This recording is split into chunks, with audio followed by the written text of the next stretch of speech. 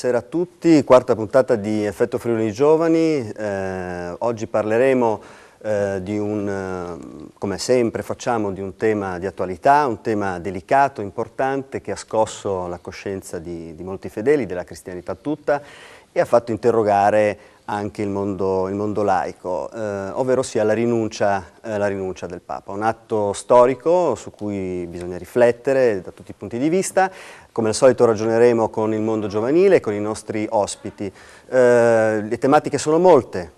Quali sono i motivi che hanno indotto il Papa a questo gesto? Motivi di salute, oppure ci sono motivi anche di ordine teologico oppure economico o altri ancora? Ci sono stati in questi giorni diversi articoli che hanno ragionato, per alcuni facendo illazioni, per altro invece portando vere argomentazioni. È stato un atto di novità, forse, molti lo dicono, molti lo sostengono, rispetto ad esempio a un mondo della politica che fa fatica a cambiare. La Chiesa dimostra vitalità. Insomma, le tematiche come al solito sono tantissime e io passerei immediatamente la parola ai nostri ospiti, che ringrazio accanto ai ragazzi.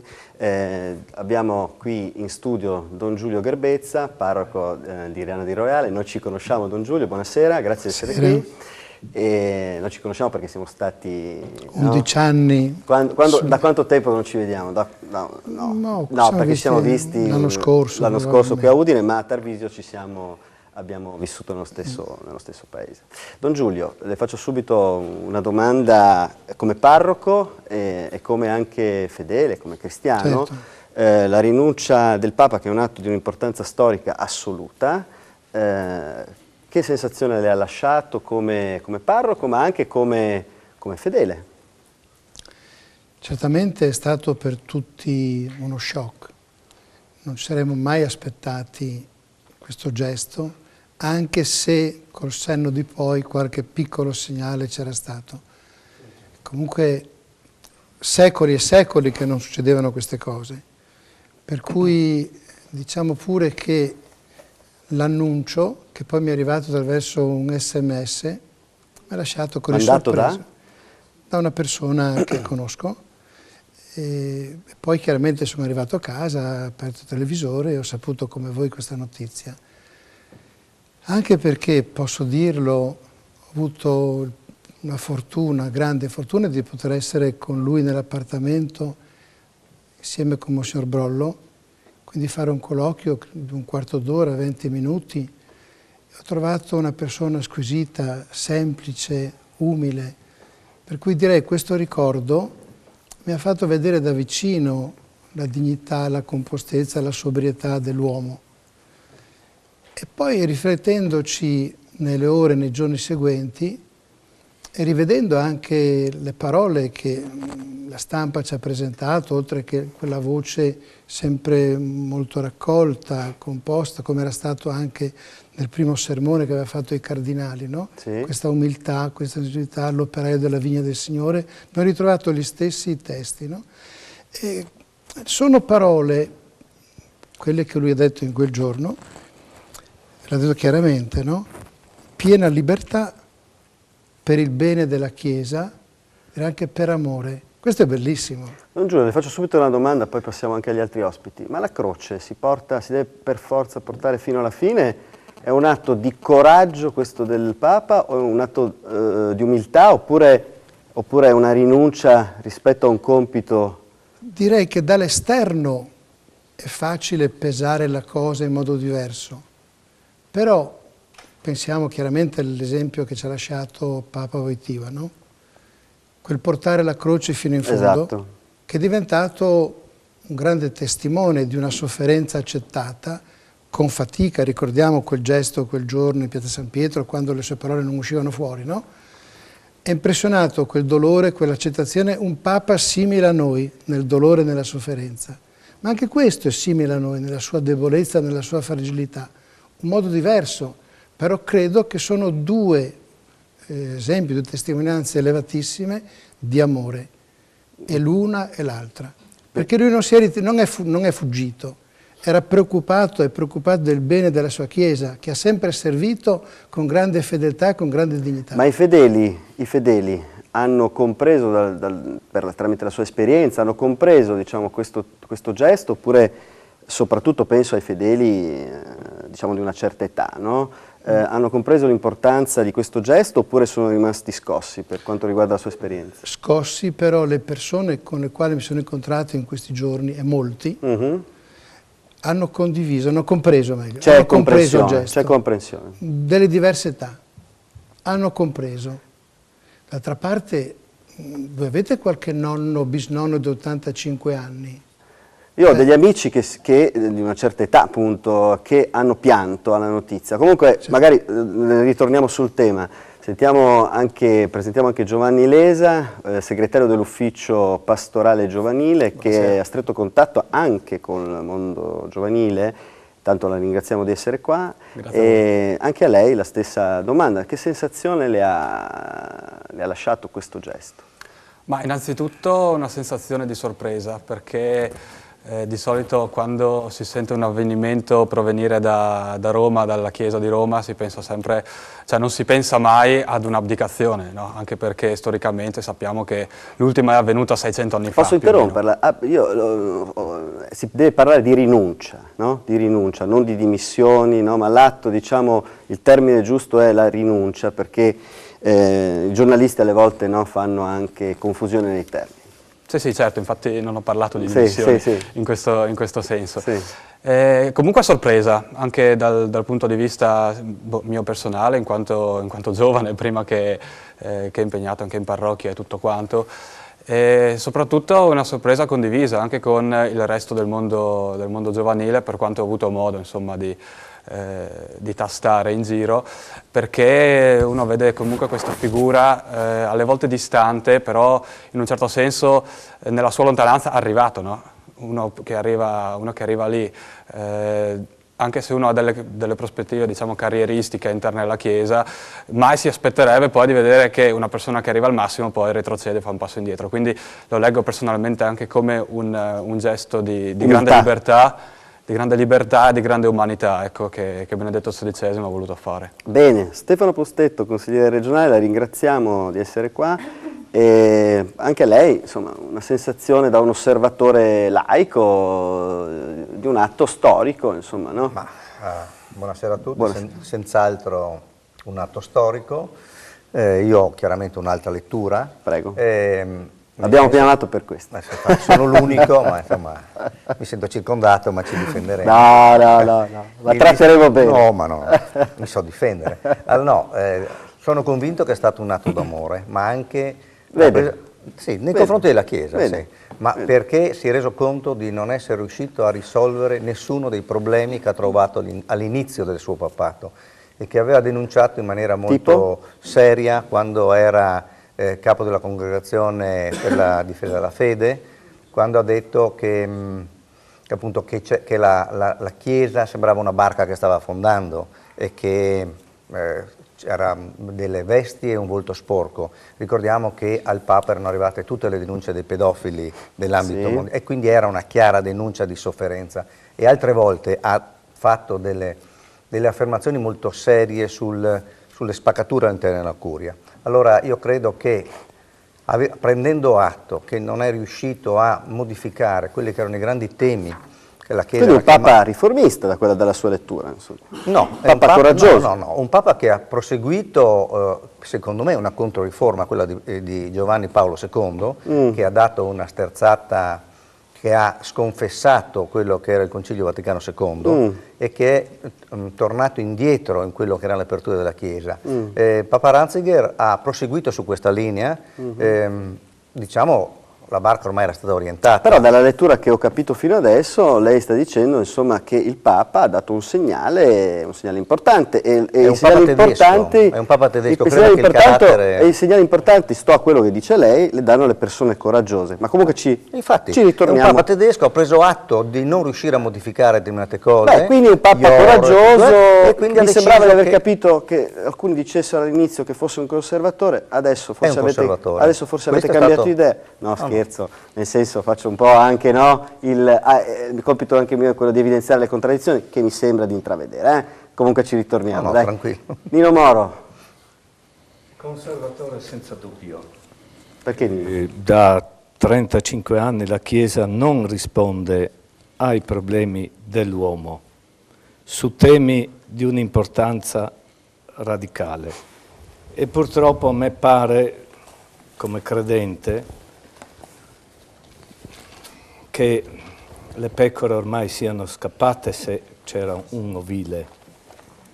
E questa cosa qua la dico con dispiacere, perché la Chiesa come popolo di Dio e come comunità di uomini che credono aveva qualcosa da dire di importante all'uomo del nostro tempo e con le sue chiusure totali su fronti fondamentali della vita quotidiana, ecco, non ha dato alcuna risposta. Nino, Dico, dal punto di vista tuo personale come credente, visto per Pustetto che non è così circondato, no? Nino, come tu hai dichiarato diverse volte, no, che sei, se non ricordo male, non ho problemi, un sì. cattolico, molto critico, quasi scatolicizzato. Va bene, al di là così, diciamo, della tua lettura, eccetera, come credente, insomma, ti ha colpito questo atto oppure ti ha lasciato indifferente? Certo, mi ha colpito anche positivamente, era ora. È anche bello, significativo, perché dessero le dimissioni un sacco di altri, no, che occupano veramente la sedia non in quella maniera lì, perché io credo che non l'abbia occupata scusami, Nino, anche tu, per rubare o per fare cattive cose. Non è stato capace, secondo me, non ha avuto il coraggio di leggere i segni dei tempi che i pontificati precedenti avevano faticosamente tentato. Arrivato lui lì ha chiuso tutto facendo marcia indietro rispetto a quello che erano stati i suoi propositi di giovinezza. Va bene Nino, adesso andiamo in pubblicità, poi passiamo la voce ai ragazzi, a dopo. Buonasera, stiamo cercando di discutere, di analizzare un atto storico molto importante, quella della rinuncia del Papa. Sentiamo subito la voce dei ragazzi per sentire una loro sensazione, una loro emozione, una loro valutazione. Chi vuole intervenire? Partiamo da Francesco, dai, prendiamo il microfono. Beh, allora, innanzitutto volevo fare una premessa al professor Moro. Ha detto se le pecore sono già scappate dall'ovile. Beh, le devo dire che 2 stati fa io sono andato alla giornata mondiale della gioventù e c'erano milioni di ragazzi, quindi non credo siano tutti scappati, ed erano da tutto il mondo. E c'era anche un clima che non ho visto da nessun'altra parte. Non era scappato il Papa ancora. No, c'era, è venuto. Nonostante tutto, perché c'era un vento anche che gli ha reso difficile venire. Però, e a parte questo, io vorrei anche riflettere sul fatto che si diceva che è stato un Papa conservatore. Si può dire che alcuni aspetti del suo pensiero, poi è da vedere anche quanto si conosce a fondo il suo pensiero, perché magari parlare per sentito dire non lo ritengo nemmeno costruttivo.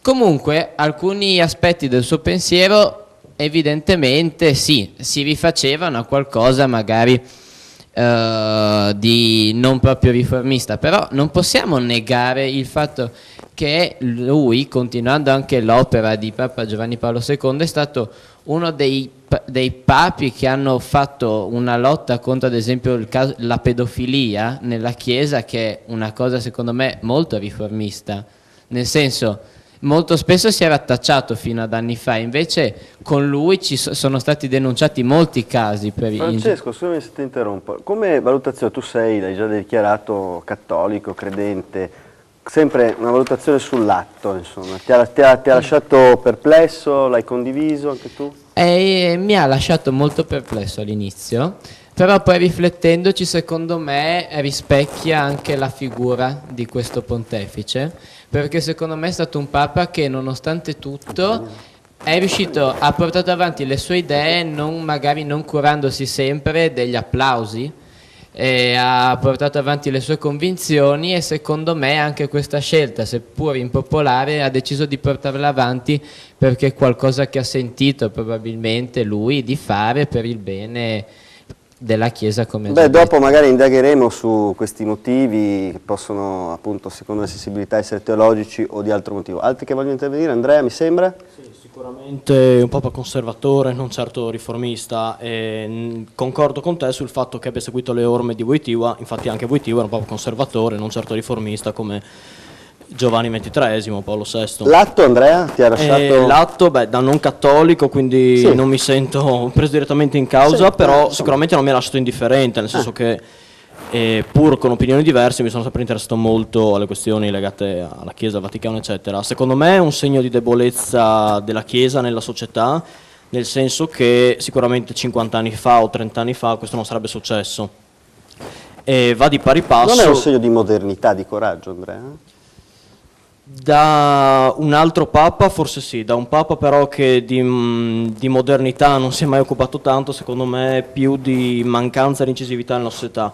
Secondo me più dal punto di vista delle persone, una Chiesa che non parla alla maggior parte dei giovani, che non parla alla maggior parte della gente, mentre forse da un altro... sicuramente però è incisiva su un altro aspetto della società, forse quello politico, quello del potere, visto che una delle prime persone a saperlo tra l'altro è stato proprio Napolitano, quindi un intreccio secondo me tra la Chiesa e il potere, la politica, questo c'è, quindi da questo punto di vista certo non è una Chiesa le tue debole. posizioni, Andrea, sono note in questa trasmissione. Sentiamo Aurora. Buonasera a tutti. Allora, partiamo dal presupposto che sono credente in Dio ma non nella Chiesa, quindi un po' questa notizia del Papa non è che mi ha molto stupito e sconvolta, però me l'aspettavo da questo Papa, perché non mi è piaciuto dall'inizio, se posso dire.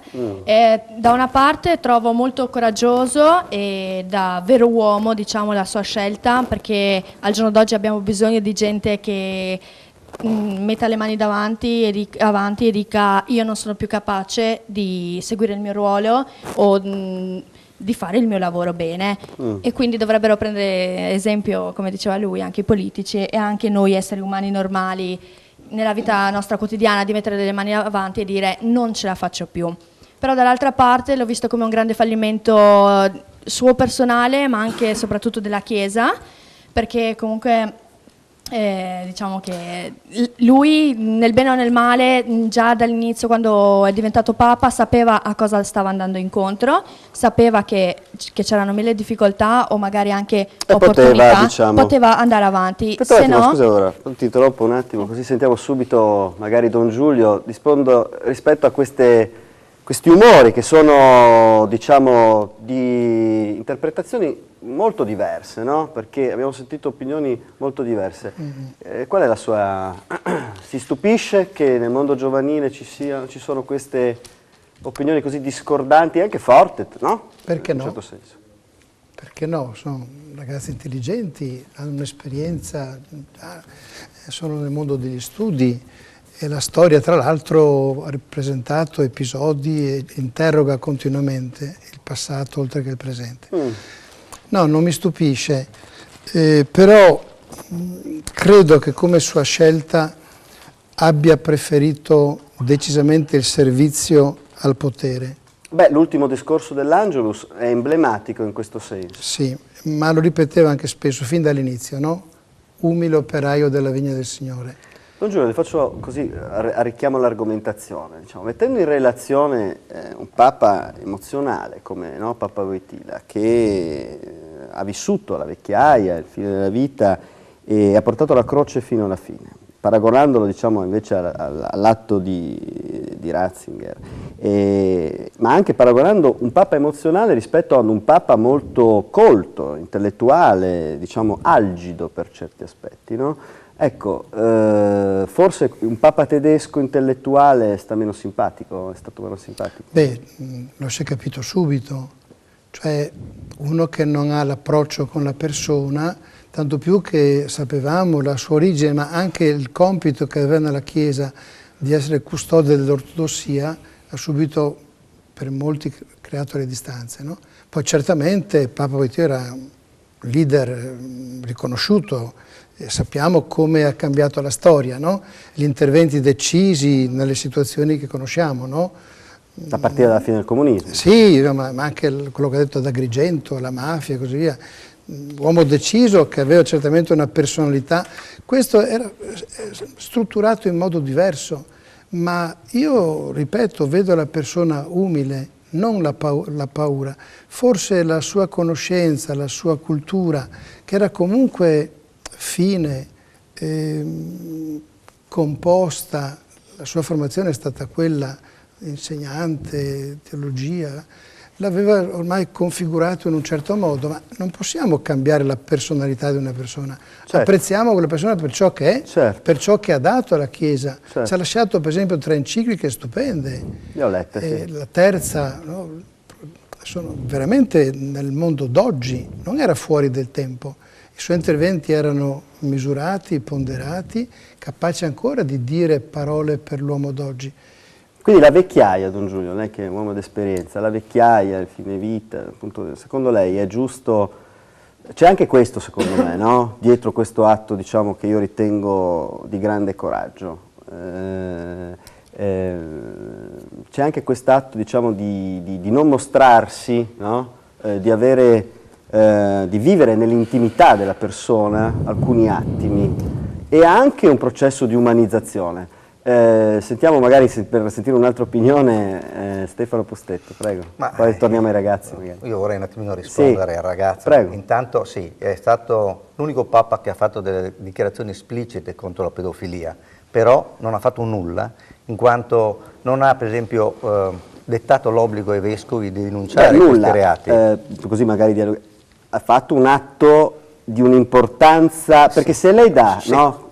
La sto seguendo nel ragionamento, no, così. Allora, se lei dà questa lettura, e io, diciamo, posso anche seguirla, almeno come dubbio, come valutazione, ha fatto un atto di un'importanza storica, facendo un ultimo discorso all'Angelus, parlando chiaramente, Don Giulio mi verrà in soccorso perché sicuramente è stato più attento di me, no? Con la sua esperienza, ha fatto un discorso richiamando chiaramente, mettendo in contrapposizione l'interesse del singolo all'interesse, al bene della Chiesa e di Cristo. Quindi è stato letto da tutti in un certo modo. Va bene, però una legge che non prevede una sanzione quando si commette un reato normalmente viene disattesa. Allora lui ha fatto una denuncia, è stato il primo a farlo, è stato, io parlo quindi del discorso. Non è un conservatore? No, era un conservatore, ma non lo dico io, lo dice Hans Kuhn. Non è un conservatore uno che fa una denuncia? No, vabbè, allora. Nell'insieme uno valuta non uno singolo atto, ma guarda una visione globale.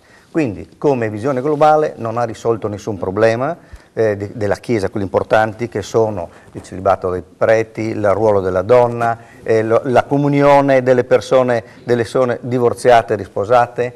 Ma veniamo, l'Italia è l'unico paese in ambito europeo dove non c'è stata una commissione d'inchiesta terza che ha valutato gli scandali di pedofilia.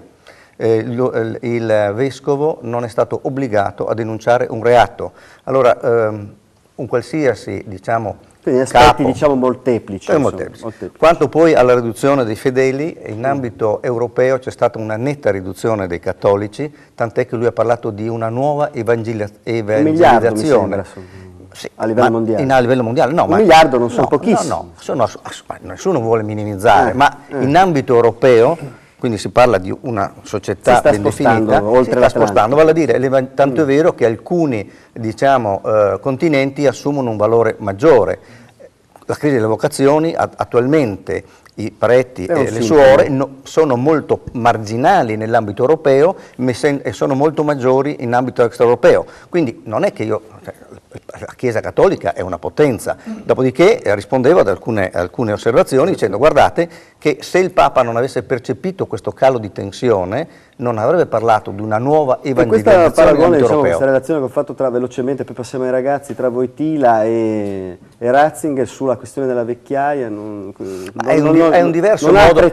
Non ha apprezzato l'intelligenza della razionalità pura di Ratzinger. Tedesco, ho detto è un tedesco. Lui si è accorto che non riusciva a modificare quello che era un andamento della curia che l'ha massacrato. l'ha massacrato perché gli ha permesso delle scelte assolutamente sbagliate. Parliamo di aver tolto la scomunica ai 4 vescovi lefebvriani, un attimo magari. E Williamson, che era un negazionista, cioè ha fatto grossolani errori che secondo me non possono essere attribuiti al Papa, ma a chi non gli ha dato le giuste informazioni. Va bene, quindi la sentiamo i ragazzi. Prego. Siamo d'accordo. Nome, scusami? Tommaso. Allora, io ho ascoltato l'intervento e mi ha colpito della ragazza, Aurora. Aurora, sì, Aurora. E Voi siete? Noi siamo della pastorale. Ditelo, no? Rappresentanti della pastorale giovanile. Sì, è una posizione che penso possa accomunare un po' tutti, nel senso che pur essendo parte della pastorale noi conviviamo con la problematica di una Chiesa che non sempre risponde alle esigenze che soprattutto i giovani hanno. Così ci racconti, anche perché non tutti sanno, che esperienze fate? Come pastorale noi viviamo le esperienze della parrocchia, le animazioni di cui penso tutti abbiano sentito parlare, e con un indirizzo un pochino più rivolto verso appunto la religiosità. Continuiamo fra un minuto che siamo in pubblicità.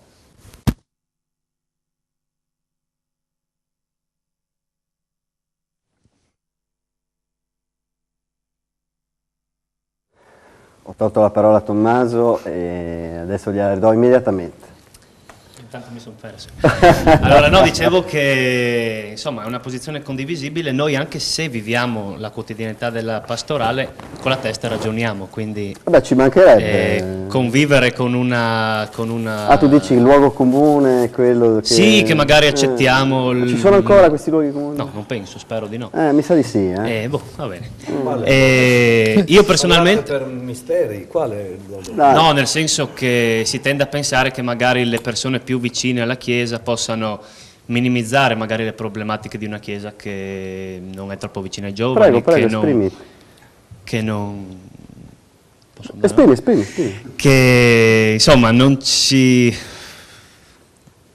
Cioè abbiamo parlato di... Lei parlava prima e ha detto sì, io mi sento cristiana ma non credente nella Chiesa cattolica. Non è semplice credere nella Chiesa cattolica perché i modelli che noi giovani insomma necessitiamo e che la politica dovrebbe darci, qua mi rivolgo anche abbiamo un esponente politico qua, qualcuno tende magari a cercarli nella Chiesa, neanche nella Chiesa li troviamo effettivamente. E in questo senso... La democrazia non si trova nella Chiesa. No, infatti. E infatti il gesto, scusi se le rispondo, il gesto che il Papa ha fatto è teso secondo me anche un po' a questo. Quando si parla di modernizzazione della Chiesa parliamo anche di questo. Parliamo di una Chiesa che tende a perdere, un Papa che tende a perdere quell'aura di sacralità, si avvicina un po' più alle esigenze dell'essere umano. E io spero personalmente che anche tanti giovani raccolgano questo esempio, perché se prima la Chiesa magari non poteva rispondere a quelle che erano le esigenze appunto di umanità, l'ha detto anche lui, lo stesso Papa, ha richiamato i cardinali nel suo intervento domenica, penso, se non ricordo male, ha detto un po' meno io e un po' più verso Dio, quindi un po' meno verso la carriera personale, quello che un po' ci schifa della Chiesa, se posso dirlo, un po' con toni un po' forti. Il fatto che i cardinali entrino nelle gerarchie della Chiesa solamente per fare carriera, soltanto per essere influenti, il luogo comune è... E rispetto a Wojtyla, anche a te ti chiedo, diciamo, forse dal punto di vista emozionale vi aveva coinvolto di più oppure aveva coinvolto ugualmente l'approccio, diciamo, intellettuale di Ratzinger? Ma personalmente io condivido la posizione di chi dice che Ratzinger non mi è mai piaciuto, probabilmente proprio perché la gestione, diciamo così, più elastica di Wojtyla è più vicina alla mentalità dei giovani. Posso fare una domanda, Don Giulio, partendo dalla tua... Da quello che inizio a capire, sentendo i ragioni dei giovani, non mi stupisco, diciamo, parlano di mentalità più elastica, di apertura, eccetera, eccetera. Forse c'è chi all'interno del mondo della Chiesa vorrebbe una Chiesa, diciamo, più aperta, più disponibile a rivedere alcuni canoni, no? Anche per rispondere alla crisi delle vocazioni, a una serie di problematiche. Ma questo non è una ricerca di consenso, che rappresenterebbe l'esatto opposto di quello che è la Chiesa. La Chiesa deve svolgere una funzione teologica, forse, e gliela metto lì come domanda, forse Ratzinger è stato veramente coraggioso a difendere l'architettura della dottrina, a sostenere e a difendere l'architettura, la validità e la razionalità della dottrina cristiana in un'epoca in cui tutto cambia. Don Giulio. Certo. Per la prima parte anch'io soffro, perché mi rendo conto anch'io che non siamo abbastanza aperti, ma in quel siamo non è solo la gerarchia, l'istituzione, siamo tutti, almeno per chi ha il dono della fede, dice noi siamo Chiesa e forse una responsabilità la condividiamo. La Chiesa è lo spirito, non l'uomo. La Chiesa è fatta di uomini, ispirati da Dio. Finisco il discorso. Sì. Quindi direi c'è questo sentirci, questo essere, non per merito nostro chiaramente, per la chiamata che è passata anche attraverso il cristiano Ratzinger, no? E certamente lui ha lottato energicamente contro il relativismo. Sì. Il suo messaggio forte era sempre la centralità di Cristo, senza riduzioni, senza accomodamenti, questo è. No, ma io facevo riferimento anche, oltre all'aspetto dottrinale, anche all'aspetto, diciamo, della modalità di espressione, no? Mi ha colpito molto da osservatore, ad esempio l'Angelus, quando i fedeli erano 100.000, che volevano manifestare il proprio calore, e lui li ha assolutamente, con un gesto della mano, fermati, proprio a sottolineare, a mio avviso, lo dico da osservatore, che non contava lui, no? Non conta il singolo, certo, ma conta la preghiera, la fede e un approccio, diciamo, di interesse generale. Ora, forse i fedeli vogliono invece un altro tipo di approccio. Bravo, la sobrietà è ancora una virtù, un valore. Andiamo avanti a suon di applausi. La sobrietà non piace. Ogni cosetta è l'applauso. Troppo intellettuale, la gente vuole avere... Ma pensate quanto gli applausi sono riduttivi alle volte, nei gesti importanti della vita. Non c'è bisogno di applausi.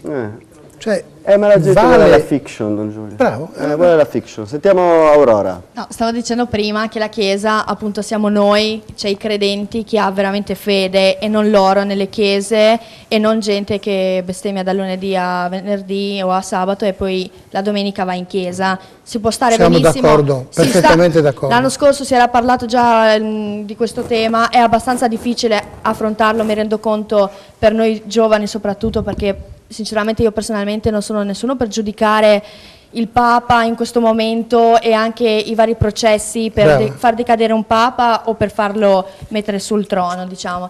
Solo che trovo più giusto dire che noi giovani vogliamo, è vero che vogliamo più estensione dalla parte della Chiesa, non ci sentiamo, almeno io non mi sento rappresentata affatto certe volte dalla Chiesa, però troverei più giusto una camera bianca senza niente, ma con gente veramente l'umiltà, che crede, insomma. Esatto, che crede dentro. Ti fermo un attimo che... Purché non facciamo un Dio a nostra immagine, al contrario, noi a sua immagine, non lui. Affrontiamo il tema, affrontiamo dopo il tema della questione del rapporto con l'economia, che è un tema anche molto interessante. Siamo Alberto. Volevo rispondere a Tommaso, che ha detto che preferisce Wojtyla rispetto a Ratzinger. Volevo dire che molti vedono in Wojtyla, più che altro sanno di lui che con i giovani si rapportava e aveva un buon rapporto, mentre in Ratzinger vedono solo un teologo, un professore, ma non sanno quello che veramente Wojtyla e Ratzinger fanno, e quindi il loro pensiero teologico e tutto quello che portavano avanti. Loro non sanno, vanno per idee, vedono in Wojtyla un grande che con i giovani si rapportava, ha iniziato le GMG e quindi si rapportava, mentre in Ratzinger vedono un professore che dietro a una scrivania fa le sue encicliche e non pensa a rapportarsi. A te Alberto, diciamo, come approccio, quale ti... Diciamo che io sono stato più colpito da Ratzinger, per la sua versione, diciamo, coerente con il suo inizio dal suo inizio del pontificato. Cioè il gesto secondo te è stato coerente sì, con... Poi anche con la sua vita, perché lui ha sempre rinunciato per il bene della Chiesa. Infatti gli piaceva insegnare. E infatti ha rinunciato a insegnare ed è diventato vescovo. Da vescovo ha lasciato la Germania per arrivare a Roma e ora, sapendo che non aveva più le forze per andare avanti, ha capito che la Chiesa aveva bisogno di una nuova guida con le forze necessarie per andare avanti. Ma secondo te, diciamo, questo atto ha avuto anche una funzione di interno, di logiche interne? Beh, chiaramente questo atto si sarebbe potuto fare anche prima. Diciamo che quando pensando al precedente Papa, sì, secondo me avrebbe potuto, diciamo, lasciare l'incarico leggermente prima, che negli ultimi anni la malattia era troppo. Sentiamo Stefano. Io vorrei fare giusto un ragionamento su due fattori. Il primo riguarda l'apertura della Chiesa, nel senso che dobbiamo dirci, ma insomma, il Papa lo dobbiamo apprezzare perché si veste in jeans e in maglietta o perché quello che dice? Cioè, qua mi pare che solo perché uno non ha anelli, cioè lo dobbiamo apprezzare. No, lo dobbiamo apprezzare per quello che dice, in fin dei conti. E allora, di conseguenza, non dobbiamo criticare i vari papi, in generale la religione, perché non... vengono incontro ai nostri bisogni, nostri diciamo di giovani. Dobbiamo apprezzare o meno un Papa per quello che dice e per le idee che porta avanti. E un altro, aspetta un attimo, giusto una cosa, e un altro ragionamento riguardo l'età. Anche qui vorrei fare una piccola provocazione, nel senso che dobbiamo dire, ma il Papa lo dobbiamo mandare in pensione quando compie 82 anni o 83, cioè allora cosa c'entra l'età? Il fatto che si sia dimesso c'entra, dal mio modesto parere, con il fatto che possiamo dire ci sono scandali interni che lo hanno, per me, schifato. Quindi un segnale forte di cambiamento. Sì. Sentiamo Damiano che voleva prendere la parola. Grazie Stefano. Io volevo portare un attimo il parere in mezzo, perché vedo molto pareri di qua e di là della barricata. Sì. Secondo me dobbiamo fare il punto della situazione. Prego. Wojtyla era un trascinatore di folle, una persona che sapeva comunicare. Invece Ratzinger è sempre stato un teologo avviato sempre agli studi, anche non portato ai grandi incarichi. Sappiamo anche che Ratzinger ha rifiutato per alcuni anni gli incarichi a Roma, preferendo rimanere in Baviera. Beh, insomma, guarda, te lo dico io che sono un estimatore di Ratzinger, dal punto di vista dell'osservatore. Ratzinger è anche uomo di potere. Sì, indubbiamente anche questo avviamento agli studi porta una certa visione del mondo. Ratzinger vede il mondo con un altro punto di vista, mentre Wojtyla vedeva in modo sentimentale, un modo puro, questo il sentimento della Chiesa, dell'uomo. Ratzinger vede anche la teologia dietro. Ratzinger è un grande studioso e ha ragionato razionalmente anche su questa scelta. Invece Wojtyla ha secondo te questa scelta è stata solamente di tipo, diciamo... Posso continuare? Prego, scusami. Siamo alla fine. Scusa. Wojtyla ha letto il Vangelo, era molto preparato, infatti la posizione che ricopre, che ha ricoperto per molti anni, sicuramente l'ha portato a questo compito. Ha visto questo esempio in Cristo. Cristo ha portato appunto fino alla fine la croce. Wojtyla ha seguito questo esempio. Ratzinger invece, in questo momento in cui la Chiesa deve cambiare, in cui deve riconoscere i propri errori, per 2000 anni si è ma non è un suo limite? Poteva fare qualcosa di più? Secondo me poteva magari lasciare qualche indicazione, forse magari l'ha fatto nei processi interni. Benissimo. Al Vaticano. Continuiamo dopo, pubblicità.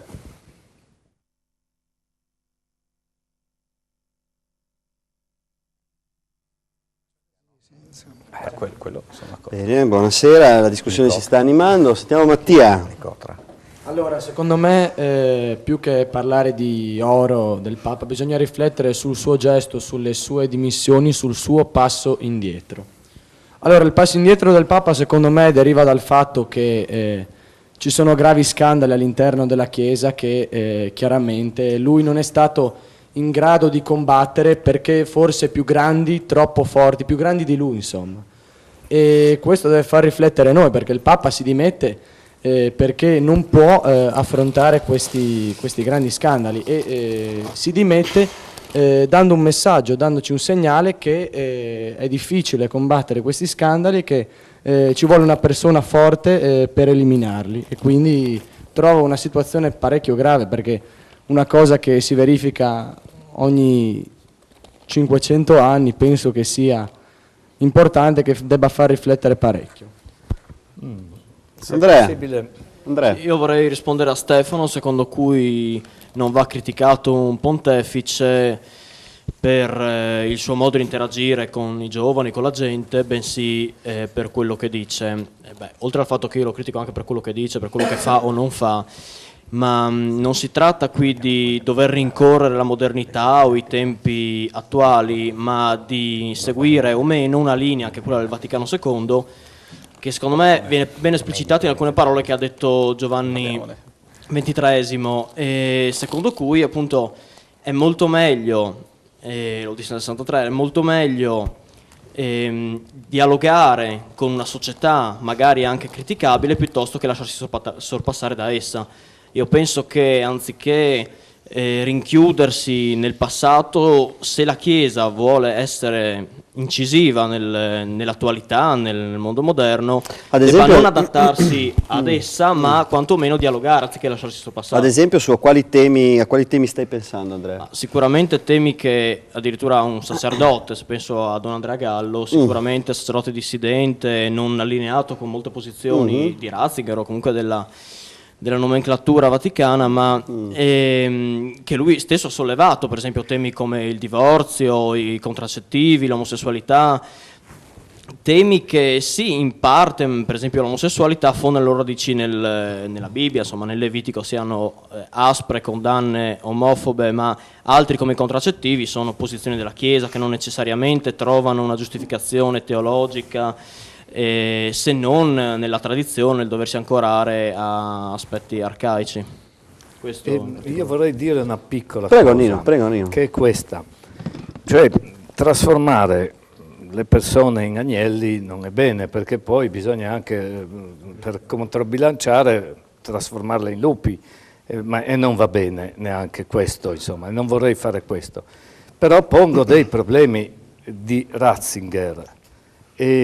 La squalifica di tutti i teologi latinoamericani cosiddetti della liberazione, che portavano avanti un discorso di Chiesa a servizio dei poveri, con una Chiesa in America Latina che è finita nelle braccia delle, si dicono sette, e a me non piace la parola sette, ma di organizzazioni religiose protestanti, e si dice protestanti e non è esatto, organizzazioni foraggiate dal governo americano per mantenere lo status quo in queste che giocano sull'alcolismo, su queste cose qua, dove Cristo non c'entra, e c'era uno sforzo incredibile di traduzione del messaggio evangelico per questa gente, l'affossamento totale, non solo, la squalifica dei migliori teologi europei e mondiali, la squalifica totale, la condanna al silenzio. Uno ne è morto un mese fa, Tissa Balusuria, indiano, una persona, l'hanno scomunicato a 80 anni. Insomma, deve riformarsi, Nino, dai. Deve riformarsi, insomma, secondo te la Chiesa? Sì, ma sono alcune delle cose, ma sono anche delle cose peggiori. La nomina di vescovi, per cui la riforma nella Chiesa è ormai impossibile. Sono tutti vescovi che da 30 anni a questa parte li hanno nominati in senso tradizionalista, per cui il papabile viene fuori che sia scola, ma per l'amor di Dio, se questa è il favorire... Va bene, abbiamo capito la posizione. No, ma il favorire i legionari di Cristo. di favorire la comunione e liberazione, i movimenti, a detrimento delle parrocchie che stavano per anni hanno lavorato per formare. Avevo capito, Nino, dai. Ma dove siamo andati? Giovanni Lesa. Ma, si possono dire tantissime cose perché ne sono state dette effettivamente un mare. Ho preso qualche appunto per poter partire. Innanzitutto parto dall'ultima cosa detta, ossia la differenza tra movimenti, parrocchie, eccetera. Io parto dal presupposto che per un giovane, per comunque una persona che è in cammino, il fatto di incontrare Cristo è la cosa fondamentale, no? Che poi lo fa in parrocchia, che lo fa in un movimento. Chiaro che le parrocchie sono radicate sul territorio e sono diciamo lo strumento che in Italia abbiamo, perché di movimenti comunque ce n'è, però in Italia, vista la forza insomma, delle diocesi, delle parrocchie. Però i ragazzi hanno molta questa idea, no, della Chiesa come qualcosa di distante e poi magari del mondo delle parrocchie e di altre organizzazioni come qualcosa di vicino. Ma dobbiamo innanzitutto capire una cosa, nel senso che Chiesa lo siamo un po' tutti, nel senso che tante volte si parla di Chiesa intendendo Roma, intendendo il collegio episcopale, vescovi, cardinali, eccetera, mentre nel suo senso più completo il fatto di essere Chiesa, per lo più cattolica, quindi universale, implica che tutti quanti ci siamo un po' dentro, no? Se la tacciamo di lontananza può essere per determinati argomenti, certo non lo escludo, però facciamo un attimino un passo indietro, pensiamo, guarda, ci siamo dentro anche noi, e mi aggancio a questo anche quando si parlava qualche minuto fa di diminuzione dei credenti, no? In Europa in particolare. Io non lo ritengo dovuto essenzialmente al tipo di approccio affrontato dal pontefice, da Ratzinger. Certo avrà influito, però se c'è stata una diminuzione dei credenti è perché i sedicenti credenti non sono stati così tanto testimoni, tanto da essere, tra virgolette, luminosi per gli altri. Giovanni, ti interrompo rapido, leggo un messaggio per capire anche Cari Attira da casa. Mi pare che la Chiesa non sappia più da che parte andare perché la gente ne ha sempre meno bisogno. Sentiamo Francesco, poi passiamo la parola a Stefano Postetto e a Don Giulio. Allora, ho due precisazioni da fare. Una, non so perché, ma lei oggi mi offre spunti al professore Moro, ecco, perché in Sud America, ad esempio, si dice, ha detto che ci sono organizzazioni che lasciano in mano, cioè che mettono i cattolici in mano all'alcolismo, ma invece in Sud America, io ho parlato con molti preti sudamericani, più che altro sono forti movimenti ancora più intransigenti che da noi, perché nonostante gli stati sudamericani siano stati molto laici, anticlericali, c'è una forte tradizione cattolica e cristiana che però è portata avanti dai cittadini. Difatti ci sono, anche ad esempio in Messico ci sono stati molti martiri che hanno combattuto per la Chiesa e tuttora si muore per la Chiesa in Sud America, e sono forti invece secondo me movimenti come l'Opus Dei e i neocatecumenali lì, più che altro, che sono molto intransigenti come movimenti, anzi. E poi si parlava della diminuzione dei fedeli. Secondo me, per non dire la mia opinione, secondo me ci dice un filosofo, un sociologo come Zygmunt Bauman che siamo entrati nell'era della modernità liquida, cioè dove la società va da qualsiasi parte. È ovvio che ci siano meno fedeli perché ci sono sempre più direzioni in cui andare. Il compito della Chiesa, secondo me, è indirizzare coloro che decidono di aderire alla Chiesa.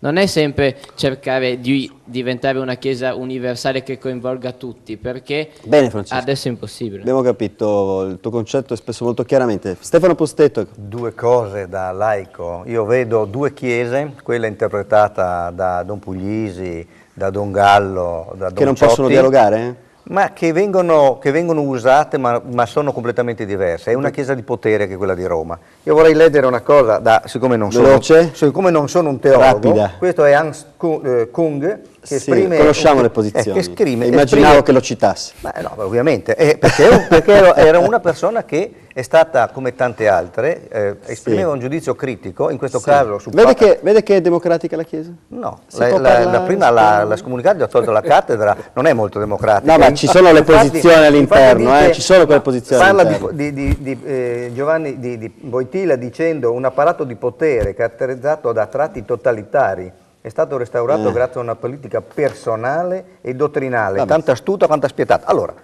Posizioni Kung? No, posizioni Kung, di un dissidente dell'area cattolica che esprime però una linea che, diciamo, perché gli do ragione? Poi sono stati eliminati tutti.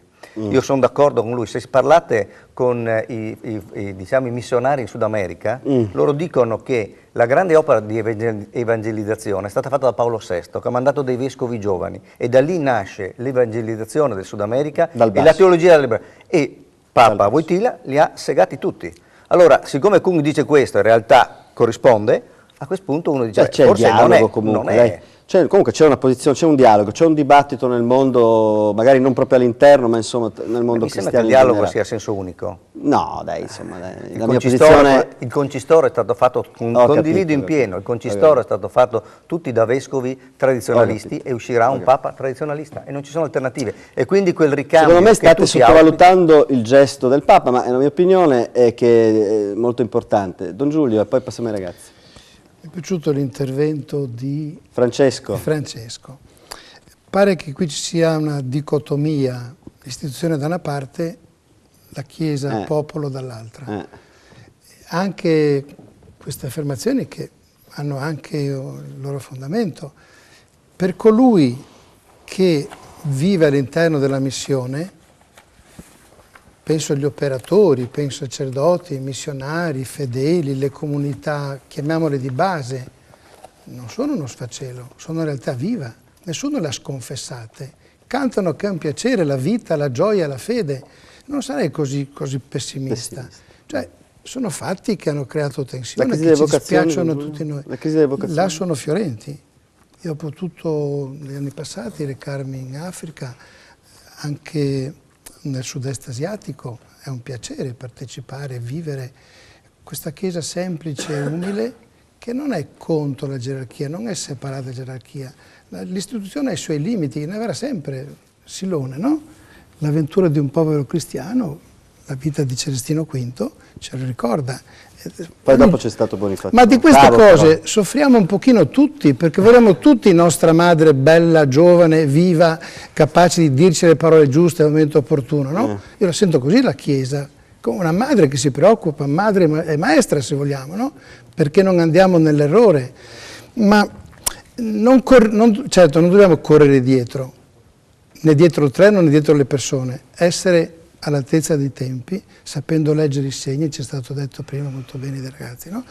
E andare incontro certamente, non potremmo pensare ad un nostro vivere cristiani, ragazzi, giovani. Don Giulio, Andrea però ha posto alcune tematiche forti, secondo lei la Chiesa diciamo, potrà nel futuro aprire su alcune tematique oppure rischierebbe di mettere in discussione alcuni assetti cardine, secondo la sua opinione? Non sono gli assetti, sono i contenuti. Contenuti. Chiaramente qual è la sostanza?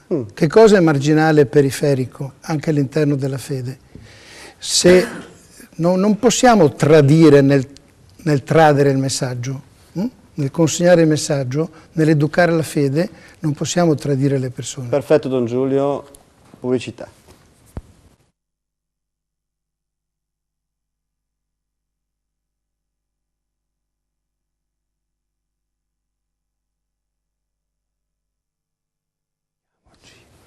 Buonasera Tommaso, poi apriamo un nuovo fronte di discussione che mi è venuto in mente. Tommaso.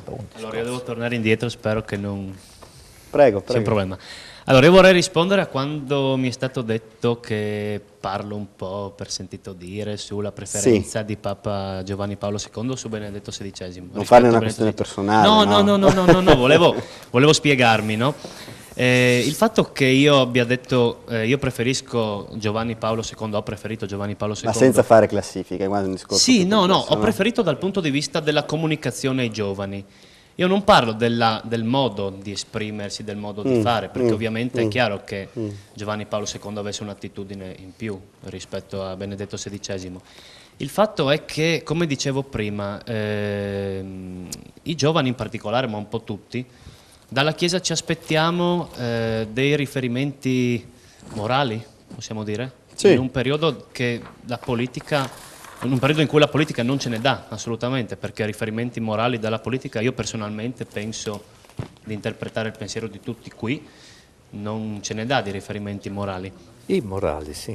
Ecco, quello che noi ci aspettiamo dalla Chiesa è questo. Posso cogliere il tuo stimolo? Sì. Nel senso che volevo proprio appunto leggere qua un articolo del Sole 24 Ore, traggo spunto la Chiesa 2000 miliardi di immobili nel mondo, quindi la Chiesa è oggettivamente un grande potere economico e non solo. E Andrea, so che su questo tema voleva intervenire, anche perché su questo tema secondo me si possono avere opinioni diverse. Prego Andrea.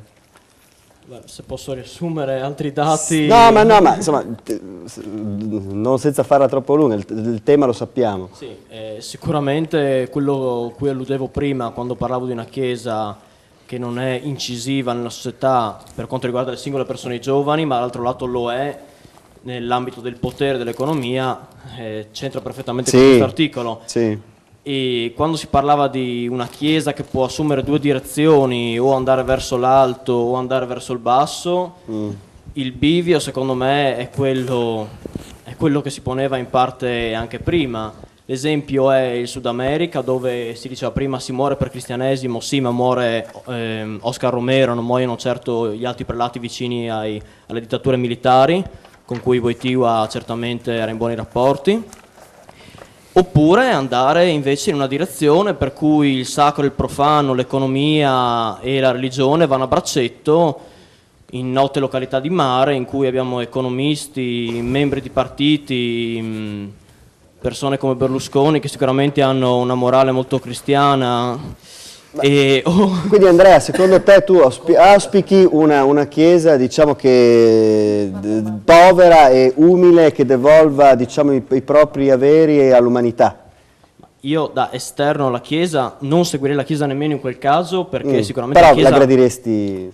la riterrei più credibile, più coerente con gli ideali evangelici, in cui il giovane ricco va da Gesù e Gesù gli dice va, vendi tutto ciò che hai, dallo ai poveri e poi torna da me. Non ti sembra una posizione... Prego. Sentiamo prima Aurora, poi dico la mia, dai, sentiamo Aurora. No, appunto volevo dare ragione ad Andrea, stranamente, però penso che era il mio discorso di prima, quello che dicevo, che noi giovani, ma comunque noi tutti credenti, adesso per quello ci allontaniamo anche tanto dalla Chiesa, perché vediamo che la Chiesa richiede tanto denaro da una parte, ma costa tanto, cioè è come se fosse un qualcosa di veramente grande, cioè io non vedo mai tutti quei soldi dentro casa mia che avete voi in chiesa, insomma, non vorrei offendere nessuno, per carità, però noi giovani facciamo la differenza su queste cose piccole.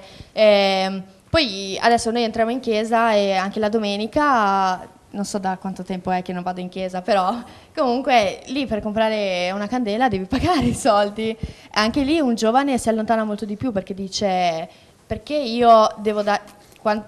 Partiamo dal presupposto che abbiamo un potere economico. Esatto, a parte quello. Poi tutto, io l'altra volta parlavo con dei ragazzi a scuola mia quando c'era questo tema, essendo anche difficile da applicarlo per noi giovani, ci buttavamo tanto sui soldi della Chiesa, e quindi dicevamo ma perché la Chiesa, essendo anche in crisi economica adesso il popolo, tutta l'Italia non solo, perché non vende un minimo d'oro dentro le chiese? Benissimo. E lo diamo ai poveri? Perché la Chiesa è il popolo, cioè aiutare non solo i credenti, comunque è un aiuto. Il concetto è chiaro, Aurora. Sentiamo Don Giulio, perché questa secondo me è una posizione molto diffusa tra i ragazzi e non solo, per cui mi interessa sapere anche l'opinione di Don Giulio. Certo. Io ho tante piccole parrocchie. No, facciamo scusa a quello che diceva Aurora prima. Certamente piace a tutti una Chiesa povera, sarebbe una testimonianza che la renderebbe più credibile, più trasparente, più vera, più autentica. Però, diciamo, le candele si comprano, l'energia costa, il riscaldamento... I ragazzi pensano che ci sono un po' più di soldi delle candele, cioè che c'è un di più. Ma vedo che noi per esempio con fatica, io nelle mie parrocchiette c'è un bilancio molto stretto, molto rigoroso, molto misurato, perché come costa la vita in casa, costa anche nella casa più grande, no? Ci sono costi di esercizio, deve ristrutturare, sono beni che noi abbiamo ricevuto che dobbiamo riconsegnare a chi viene dopo. Richiedono manutenzioni continue e sono i beni che non fanno soltanto la Chiesa, fanno anche la regione, fanno il paese, fanno Don Giulio, le leggo così rapidamente, l'analisi, le leggo solo il titolo, strutture a livello di uno Stato come gli USA. Cioè, stiamo parlando, lo dico in maniera oggettiva, di un potentato economico, insomma, perché dobbiamo essere oggettivi, insomma, no? Quindi dal punto di vista della parrocchia lei ha perfettamente ragione, però dal punto di vista della struttura Chiesa nel mondo sicuramente parliamo di altra forza economica. Beh, io credo che sia questo che i ragazzi stoni e a cui bisogna dare una risposta, ecco, forse per certi aspetti. Cosa dice? Tornare all'essenziale, liberarci di qualche fardello, ma penso che i tempi ci condurranno in questa direzione. Giovanni Lesa, sentiamo poi dopo passo te, Stefano. Sì. Colgo lo stimolo che ha lanciato lei, Izzo. Essendo oggettivi è chiaro che la potenza economica, se vogliamo chiamarla così, c'è e sarebbe stupido negarlo. Volendo essere altrettanto oggettivi mi chiedo, sì, tanti immobili, tanto tutto quanto, però cosa si fa dentro quegli immobili? Cioè se vogliamo togliere ad esempio gli oratori, vogliamo togliere i consultori, che sono strutture opere di bene, in gran parte di proprietà della Chiesa, vogliamo togliere ad esempio scuole cattoliche, vogliamo togliere luoghi educativi, aggregativi, se si vuole arrivare a quel punto possiamo fare pure. Però non so che beneficio poi potrebbe trarne il resto della società. Sull'utilizzo di queste sedi se ne è molto discusso in relazione all'IMU e una grossissima percentuale, si parla di almeno il 30%, non è adibito né a luogo di culto, nemmeno a oratorio, né a edificio scolastico, quindi è un immobile di investimento. C'è un 70 di là però. No, Sì. il discorso è molto ampio. Intanto sulla moralizzazione sono d'accordo che la politica è un pessimo esempio, però lo IOR... Tutta. No, io farei delle... Il suo partito no? Io non metterei neanche la mano sul partito, io parlo per le singole persone, però lo IOR, che dovrebbe essere il tempio, passiamo dall'omicidio Calvi, e che in qualche maniera c'entra, dal riciclaggio di soldi molto... il dubbio viene quando si fa lo IAF, che sarebbe l'istituto di controllo dello IOR, e viene smantellato subito dopo. Allora, quando per esempio abbiamo Gioacchino De Pedis, che viene messo nella cripta di una grande chiesa con la firma del cardinale Poletti, quindi lei, soldi sporchi, soldi quindi di lei, droga.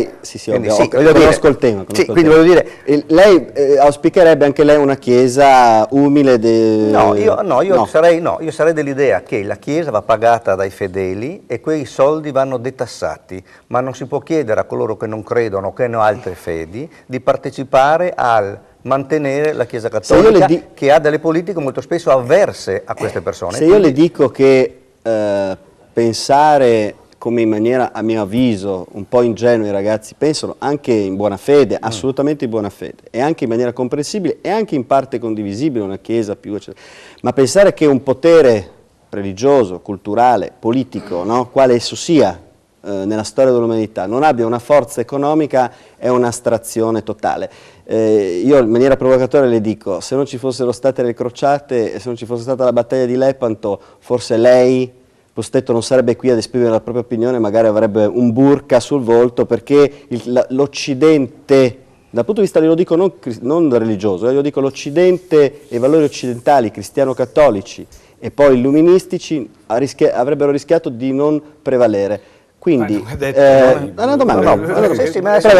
Prego. Io voglio ricordare che quando i vescovi avevano la spada hanno sterminato interi paesi. Prego? Quando i vescovi portavano la spada hanno sterminato interi paesi, e quando gli è stato detto che c'erano anche dei bravi cattolici, la risposta è stata: Dio sceglierà tra i morti le sue pecorelle. Vuol dire, gli eccessi sono stati di qua e di là. Lei preferiva perdere le crociate, preferiva che la Spagna e la Santa Alleanza la Santa Alleanza avesse perso la battaglia di Lepanto e magari, diciamo così, l'Occidente avesse... Dai, per piacere. Questa è una forzatura. Non tutto l'Islam è talebani.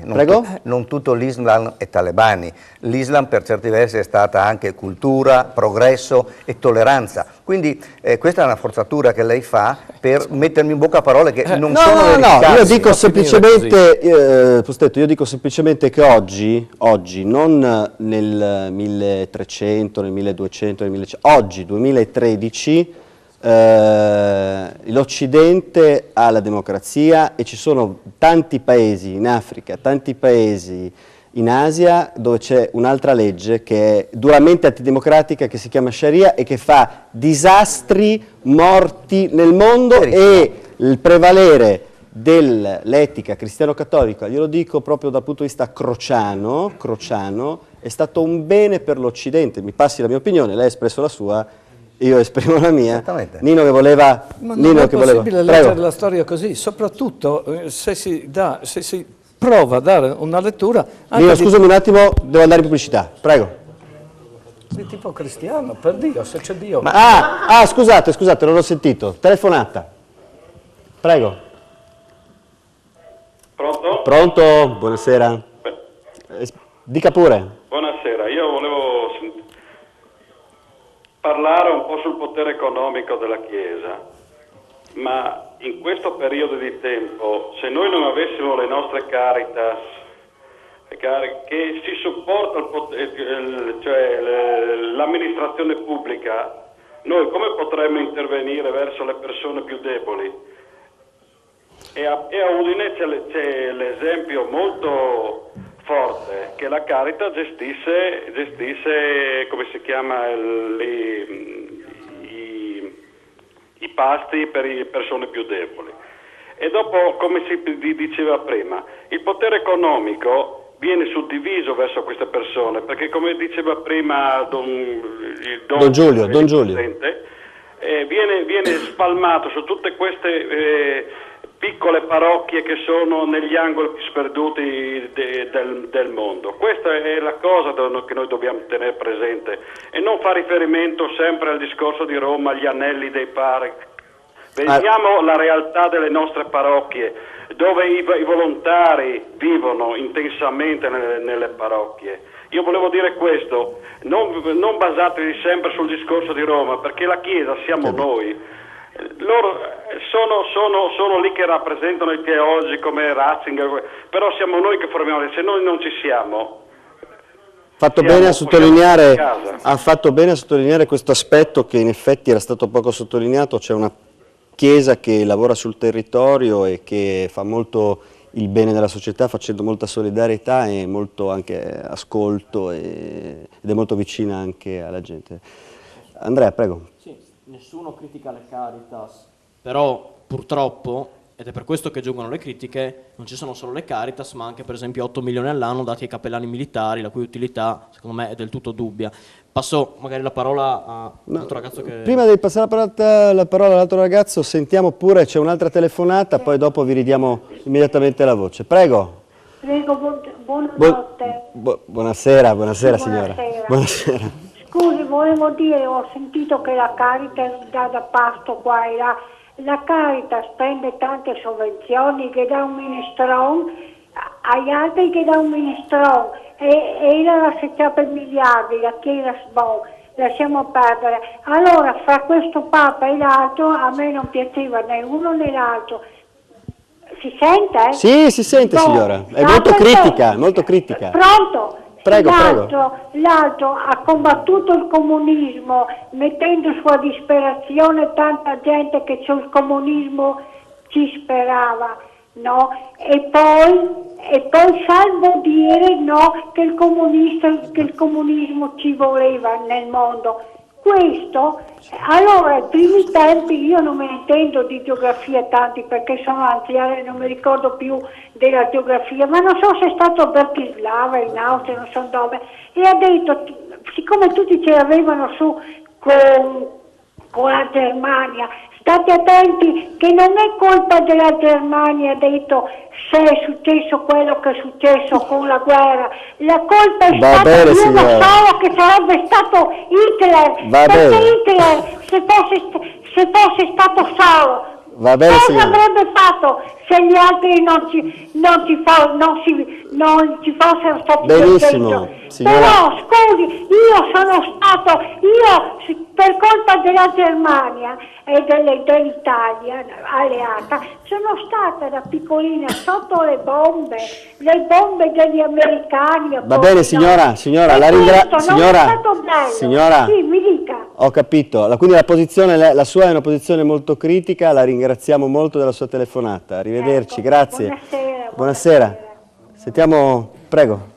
Allora, io vorrei dire che ora come ora secondo me stiamo troppo deviando il tema principale, perché intanto sentire le sentenze, le critiche di chi non crede nella Chiesa e nel movimento della Chiesa non le voglio sentire. Sono più interessato a quello che diceva Tommaso, che è il tema per il quale siamo tutti qua adesso, penso. Va benissimo, pubblicità e poi torniamo per l'ultimo blocco.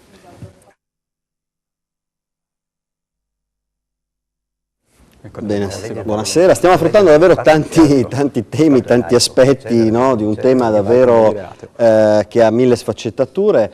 Sentiamo Alessandra, rappresentante della consulta, anzi presidente della consulta studentesca. Sì, io riprenderei il discorso del ragazzo, ovvero io tornerei su quello che è il valore della Chiesa per noi giovani, su quello che è il valore della fede. Innanzitutto, io non sono credente in prima persona, però ho grande rispetto per il mondo della Chiesa, il mondo cristiano, per cui mi fermerei un attimo questa ultima parte della trasmissione nella quale è stata molto criticata. Io invece mi manterrei su una posizione più di rispetto. Si è parlato per esempio di moralità.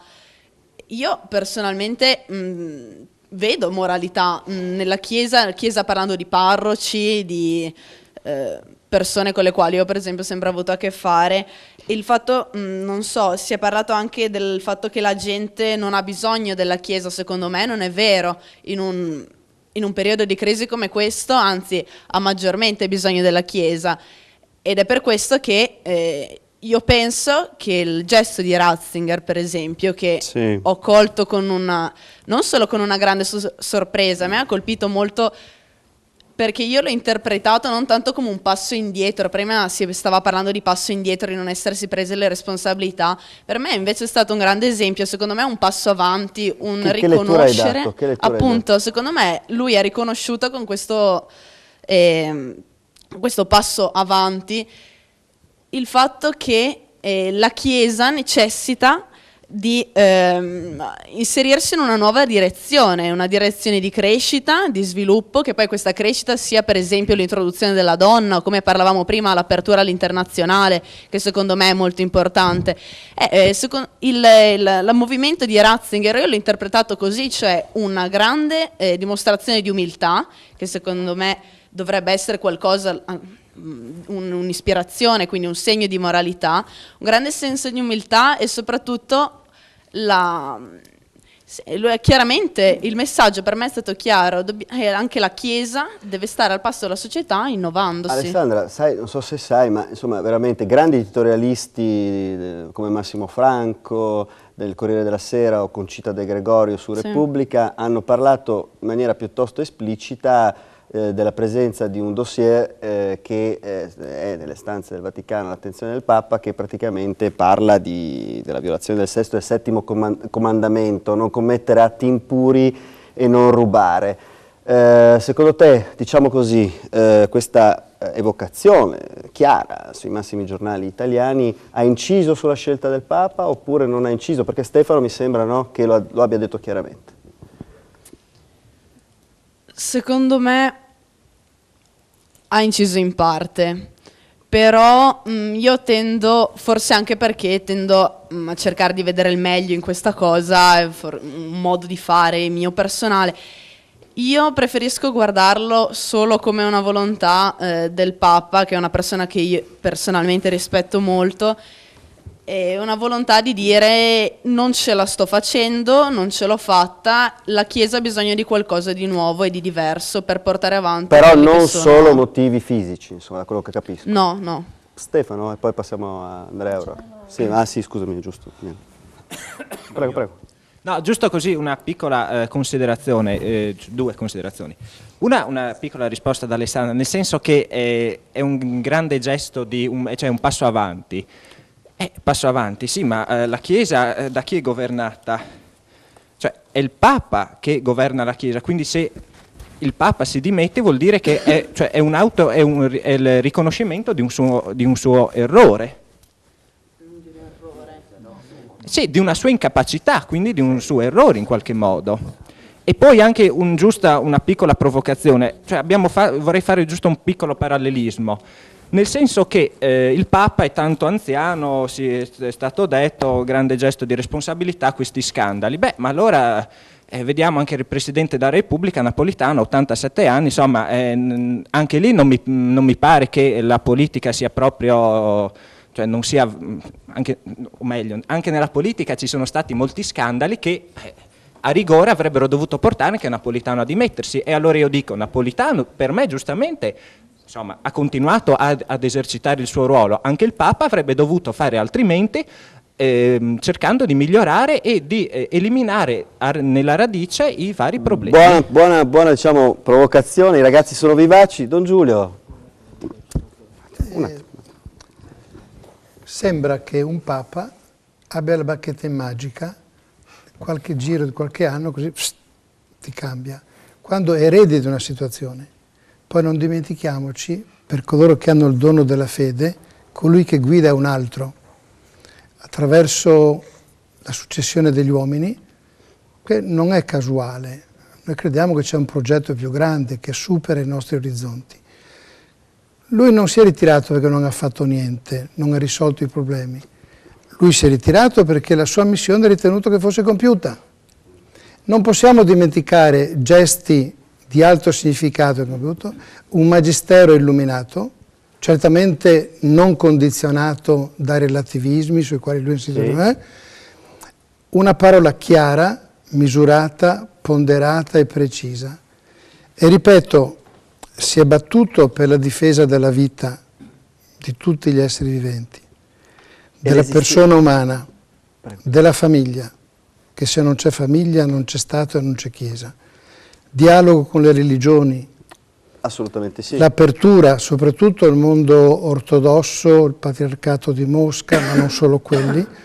E poi è stato detto anche questi segni importanti delle giornate mondiali della gioventù.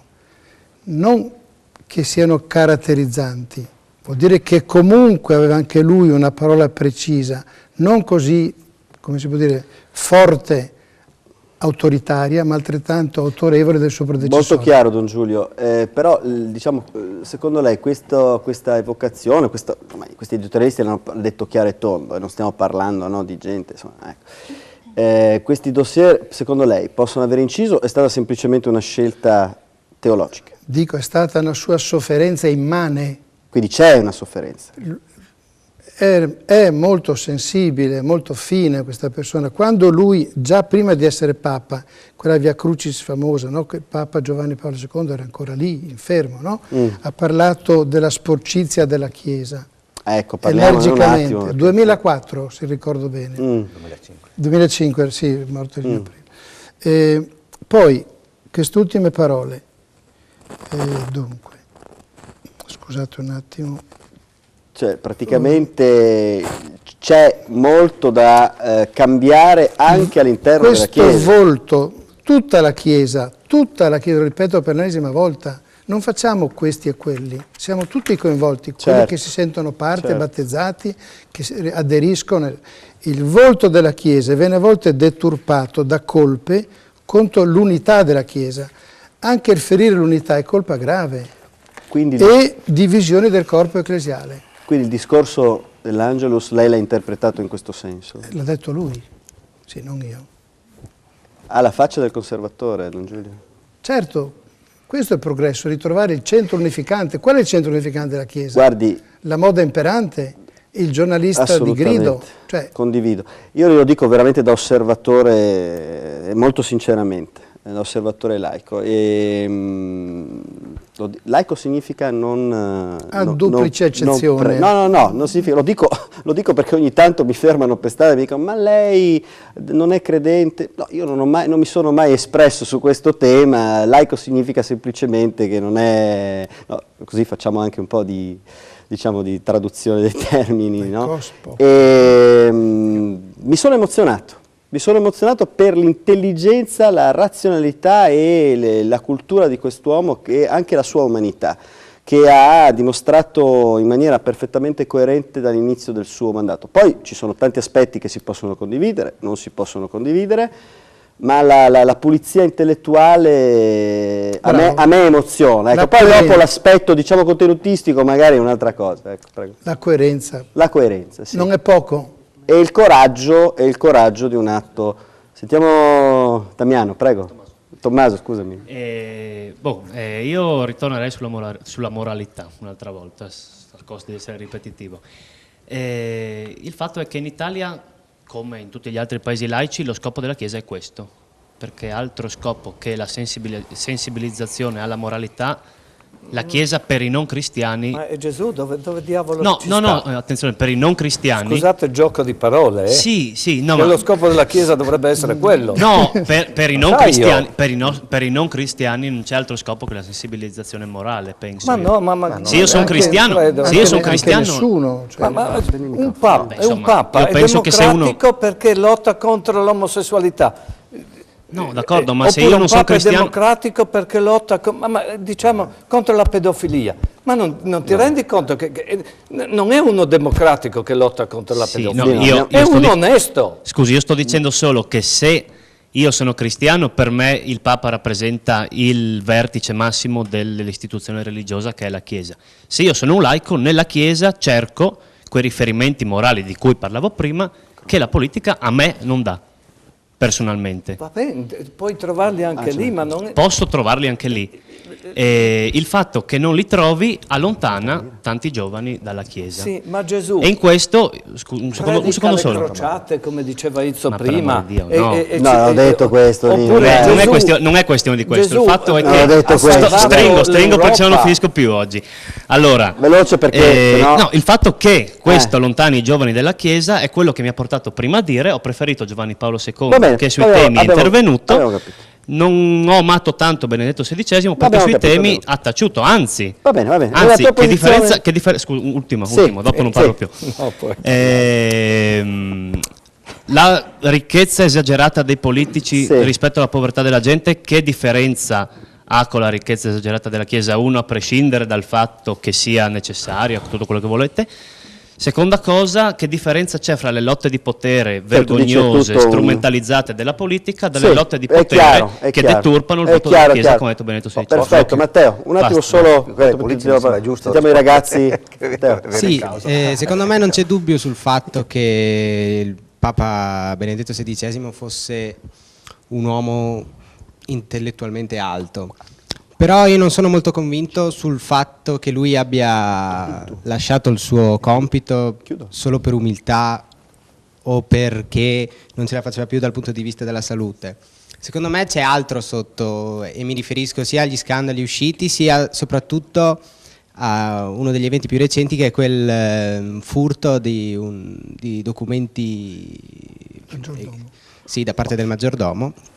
E secondo me si è dimesso anche per qualche paura, non so, per qualcosa di occulto. Sentiamo velocemente Andrea, che siamo in chiusura. Si è parlato molto adesso di umanità, dell'umanità del Papa, e anche in un intervento precedente della modestia. Però io non vedo molta modestia in un uomo che ritiene di essere infallibile ex cattedra. Allora magari torna comodo il tirare in ballo l'umanità e quindi la debolezza, però in altri casi l'infallibilità. Per concludere... Però scusami Andrea, più voglio dire, un atto di umanizzazione come ha fatto questo Papa nella storia. Comunque, scusa, posso intervenire? Prego, Don Giulio. Non si è ritenuto infallibile. Non ha fatto nessun atto, documento infallibile. Però non ha nemmeno annullato il dogma dell'infallibilità pontificia ex cattedra. Perché doveva farlo? Perché se è un uomo e quindi ha le sue debolezze non è infallibile, nemmeno quando ricopre una carica che è umana.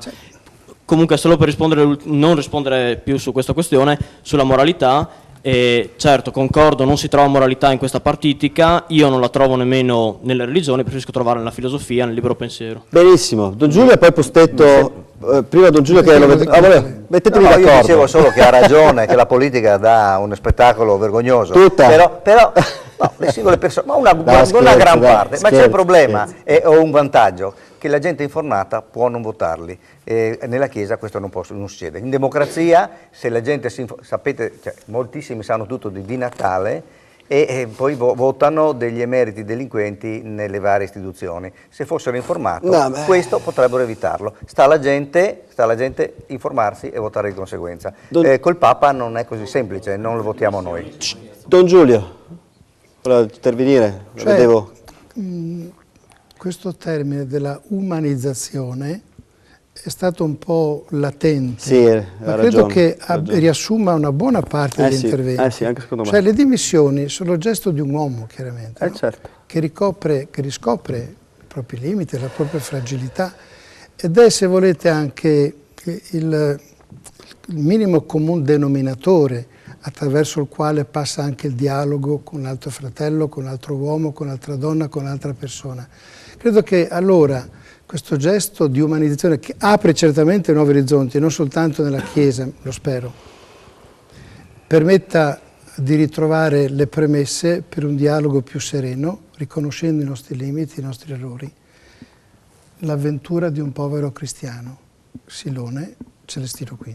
Perfetto, io credo che le parole di Don Giulio siano state perfette per chiudere questa puntata, che è stata secondo me molto stimolante. Abbiamo visto che in realtà poi i temi veramente sono tanti, no? Le voci dei ragazzi esprimono una necessità di pulizia, di chiarezza, alle volte magari peccano un po' di ingenuità, ma è anche, diciamo, l'età, è un desiderio legittimo. L'atto, diciamo, del Papa ci sta facendo riflettere, non fosse altro per questo io credo che sia veramente molto importante e rispettabile. Io vi ringrazio, noi vi ringraziamo, in particolar modo i ragazzi e tutti gli ospiti, grazie a Don Giulio, grazie a Stefano Pustetto, a Giovanni Lena e a Nino Moro, e ci vediamo giovedì prossimo, sempre a partire dalle 9. Buonasera a tutti. Siamo fuori.